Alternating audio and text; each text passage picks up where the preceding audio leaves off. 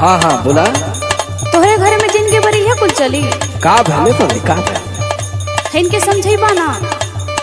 अरे का समझावे के कोनो बात भला का हमके बहुत परेशान कर देत होन। के परेशान करत है तोके? सुनो सुनावा।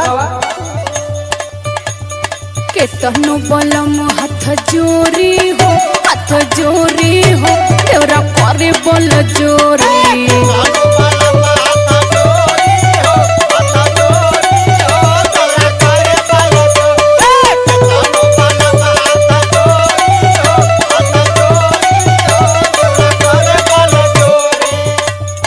करे बल जोरी देवरा करे बल जोरी।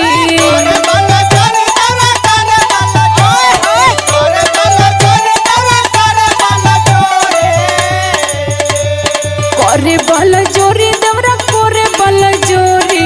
सुने नाही हमरो नी होरी हो, हनी होरी हो, देवरा करे बल जोरी।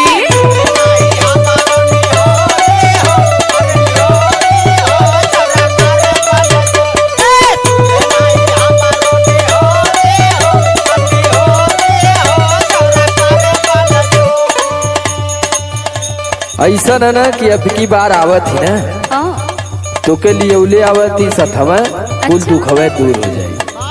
अल्ले ले 6 बाई 7 के खोली भाईंदर पाड़ा में। हाँ आए के रहो एक जन आराम से। हाँ कुल झंझटे खत्म हो जाए। हाँ सुन का हो ले आई अब की के संघवा हो, अरे संघवा हो धन तो है पारा दे सवाल।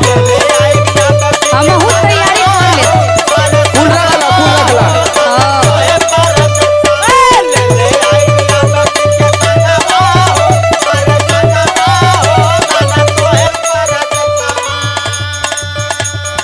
तो है पारा दे सवा हो, तो है पारा दे सवा।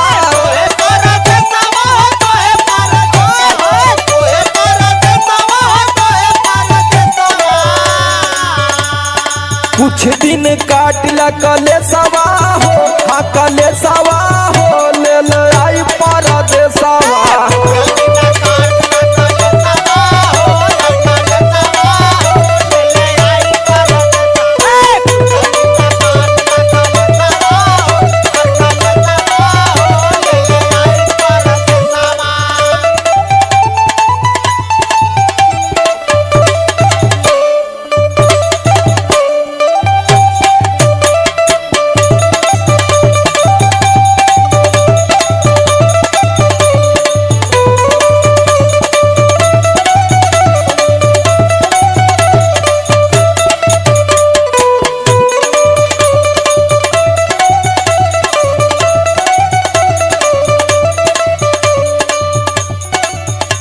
और ये जानो तारा बतैबू तब न जानब कि अपने हमका अंतर्यामी भले।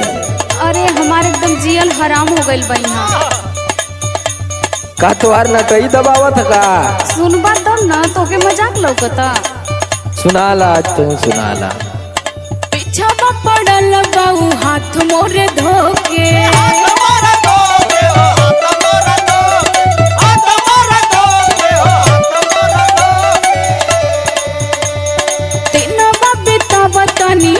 पिया रोके तोहरे को समझ में ना आई, बहरे ऐस कमाल दिखात बड़ा ना। पीछावा पड़ल बाऊ हाथ मोरे धोके, दिनवा बितावतानी पिया रोके। कहियो इज्जतिया बोरी हो, अरे बोरी हो, देवरा करे बल जोरी।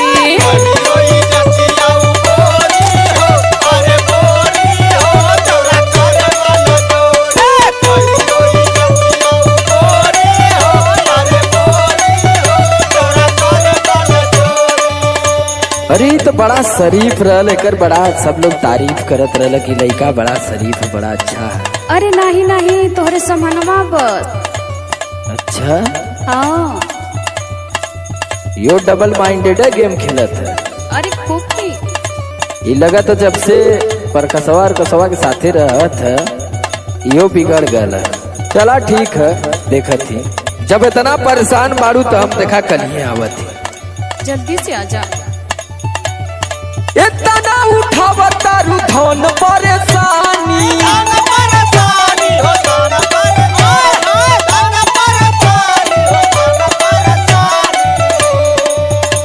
तो कलिए डरन धके घरे आवतानी।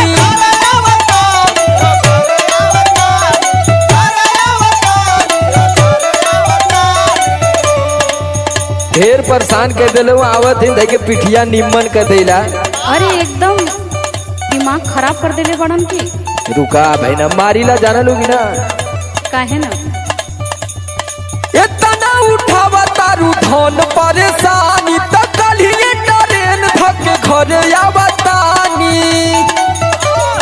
समरे आलोक मिटी जाई खिसवा